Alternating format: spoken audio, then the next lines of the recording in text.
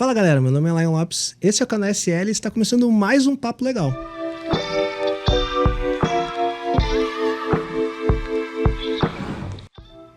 E hoje eu vou falar algo que aproveitei que eu tô aqui no estúdio, né? A gente gravou um podcast e eu tô aqui atrás, vocês vão ver que é o clássico fundo do Juridiquês, onde a gente tem uma série de livros, né? E daí analisando os livros aqui eu falei, cara, quem sabe eu vou trago alguns livros que eu gostei bastante, que tenham a ver com empreendedorismo de uma forma ou de outra, e compartilho com vocês um pouco sobre isso. E daí eu escolhi aqui 3 livros muito distintos um do outro, e eu tenho certeza que vai ser bem surpresa para vocês, no sentido de analisar esses livros com esse viés mais de empreendedorismo, uma visão de como isso me auxiliou na minha jornada como empresário aqui dentro do escritório. O primeiro livro que eu vou trazer talvez seja um dos livros que eu mais gostei de ler na minha vida, assim. Realmente, ele é muito legal, é muito bacana, é uma autobiografia.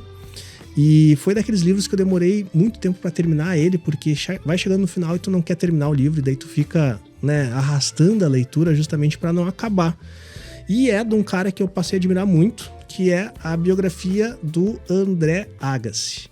Então, esse livro aqui é um livro antigo não, né, mas esse livro aqui ele já tem alguns anos, é de 2009, 2010, então a gente tem 12 anos desse livro. Se tu não leu o livro do André Agassi, eu aconselho muito que tu leia, e eu vou explicar por quê. Esse livro do André Agassi, essa autobiografia, conta a história do André Agassi desde criança até ele se aposentar do tênis. E o livro ele é incrível, contando os detalhes de como o André Agassi se sentiu durante todo essa jornada de se tornar um dos principais tenistas da história, né? Desde quando ele começou muito novo, até ele se tornar, né, o primeiro do ranking mundial, até ele ter problema com drogas e até ele chegar na aposentadoria, encerrando a carreira em alto nível. E daí tu me pergunta, Lain, por que isso te ajudou dentro da tua jornada como empresário e tu tá me indicando esse livro? Eu gosto muito de ver essas jornadas de esportistas. Para mim, a jornada de um esportista que vai trabalhar com alta performance, ela é muito semelhante à jornada de um empreendedor, de um empresário, né? Para tu se tornar um empresário de sucesso dentro da sua área, eu acho que, invariavelmente, tu tem que ser uma pessoa de alta performance. E isso traz alguns pontos que eu gosto muito desse livro do André Agassi, que me ensinou muito, é que você ser uma pessoa de alta performance, você ser um profissional de alta performance, é você fazer com a mesma excelência aquilo que tu gosta, aquilo que tu não gosta. Não me adianta você fazer com excelência aquilo que tu gosta e fazer muito mal aquilo que tu não gosta. E por incrível que pareça, se vocês não conhecem, o André Agassi odiava jogar tênis. Isso é um negócio incrível. Ele fala durante o livro inteiro que ele tinha uma relação muito grande de amor e ódio durante a carreira dele em ser tenista. Ele amava algumas partes de jogar tênis, mas outras ele odiava. E ele tinha essa relação de amor e ódio. Ele amava ser bom naquilo que ele faz, mas ele odiava ser tenista. O fato de ter os compromissos como tenistas, o fato de ter uma rotina muito conturbada, o fato de ter esse distanciamento frente aos amigos, não ter uma relação, né, completa, assim. Imagina, ele começou com 6 anos de idade, desde 6 anos de idade, tu tá fazendo campeonato, viajando e tudo mais. Isso é algo que eu gostei muito de ler o livro do André Agassi, justamente por isso, né? De tu entender que se tu é bom em alguma coisa que tu faça, né, isso tem os seus lados positivos e negativos, né? Um dos lados negativos que eu vejo dentro do empresário, que é algo que o André Agassi fala muito aqui, é esse sentimento um pouco de solidão, assim, né? Muitas vezes o tênis é um esporte individual, né? Tirando a dupla, mas no caso do André Agassi é um esporte individual aqui no tênis de simples. E ele falava muito isso de se sentir sozinho, né? E que ser um jogo mental dele contra ele mesmo, e que o adversário só é um obstáculo para ele vencer esse desafio, que é ele sempre estar melhorando, sempre vencendo ele mesmo. Eu acho que isso faz bastante relação com o empresário. Muitas vezes o empresário ele pode, por mais que ele tenha outros sócios e tudo mais, ele pode ter esse sentimento de solidão, assim, de sentir que as responsabilidades estão muito nas costas dele, ter esse sentimento dele fazer coisas que eventualmente ele não gosta, né? Porque todo empresário, ele não é que ele gosta de fazer tudo que tem dentro da empresa, mas ele tem que fazer com excelência aquilo que ele não gosta também. Então, esse é um livro sensacional, que eu indico muito, é um livro que eu li há muitos anos atrás, e sempre que possível eu leio ele novamente, então fica a dica aqui, a autobiografia do André Agassi. Um outro livro que eu vou trazer, esse daqui, eu acho que 99% de vocês não vão ler, tá? mas eu gosto de indicar para todo mundo que eu conheço, seja advogado ou não, e para empresários também, que é um livro de estudo chamado O Novo Direito Societário, que é do Calixto Salomão Filho. Esse livro ele é antigo pra caramba. Por mais que ele fale o novo direito societário, ele é um livro muito antigo, mas ele traz alguns conceitos muito bacana, no sentido de tu entender operações societárias como... pra tu ter ideia, a primeira edição dele é de 98, tá? Mas para tu entender questões que hoje em dia é muito comum dentro do mercado, mas foi algo que me trouxe...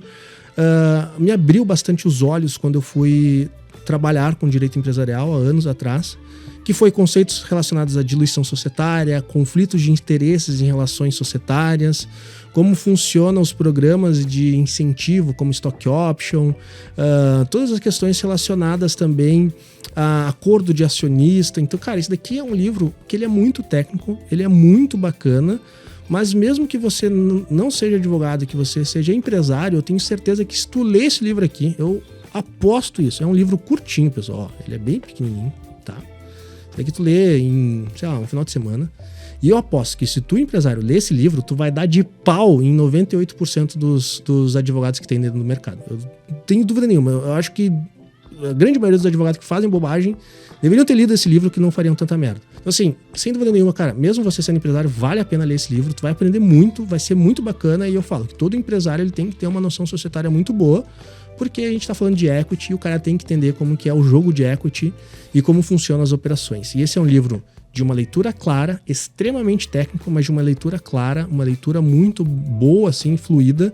E o Calixto, ele é um grande doutrinador e vale muito a pena. Esse livro aqui mudou, sem dúvida nenhuma, foi o livro que mudou a minha carreira, pessoal.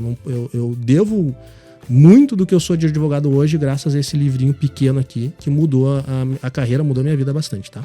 E o terceiro livro, que não tem nada a ver com os livros anteriores, eu já devo ter comentado nisso dentro do Instagram, eu já falo, eu sou fã desse livro também, e que eu deixo a dica aqui para vocês, que é o livro O Poder do Hábito, tá? Esse livro aqui eu ganhei de presente de uma colega minha aqui do escritório, a Vicky, vocês já devem ter visto ela aqui no canal ou no nosso Instagram. E ela me deu esse livro alguns anos atrás, deixa eu ver de qual que é de que ano é essa edição aqui, 2019. Foi quando a Vicky me deu esse livro. Você já deve ter ouvido falar, nem vou falar muito do livro Poder do Hábito, que é um livro que bombou muito, bastante.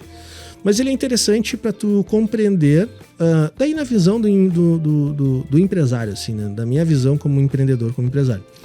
Muitos falavam, o Poder do Hábito é um livro de autoajuda, um livro de coach. Cara, ele não tem nada a ver com isso. Ele fala muito bem sobre como tu vai incentivar e vai proporcionar que bons hábitos se permaneiam dentro do ambiente e maus hábitos não se permaneiam. E algo que ele fala bastante é que o hábito, ele é amoral, né? Se tu tem um hábito ruim, ele vai se permear dentro do ambiente, pessoalmente ou dentro do ambiente, se não tiver nenhuma atitude que faça mudança ou que impida que esse hábito se propague. E se tu tem hábitos bons, ele só vai se propagar se tu ter mecanismos de incentivo. E quando tu é empresário, é importantíssimo tu entender que cultura empresarial nada mais é do que bons hábitos permeados dentro do ambiente e que sejam incentivados pela liderança. Então, se tu quer ter uma cultura empresarial positiva, antes de mais nada, tu tem que entender como que funciona